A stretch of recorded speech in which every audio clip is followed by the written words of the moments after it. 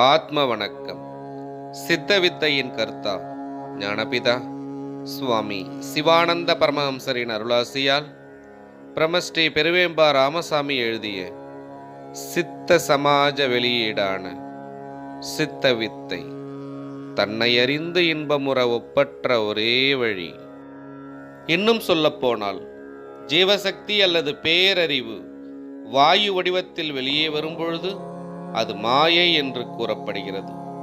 தன்னுள் ஜீவசக்தியை ஒடுங்கும்படி செய்வதற்கு பதிலாக அதை வெளியே போவதற்கு வகை செய்து ஜீவசக்தி குறைந்து கொண்டே வந்து இல்லாமல் போகும்படி செய்வதுதான் மாயை என்று கூறப்படுகிறது.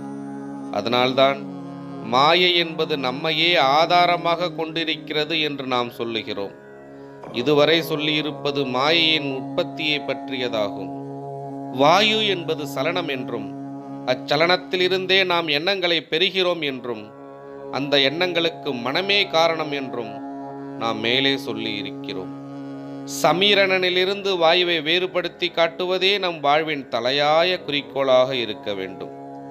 இடைவிடாத வைராக்கியத்தோடு கூடிய தீவிர சாதனையின் மூலம் ஜீவசக்தியை நம்மிலுள்ள பேரொளியுடன் ஐக்கியம் அடையும்படி செய்ய வேண்டும்.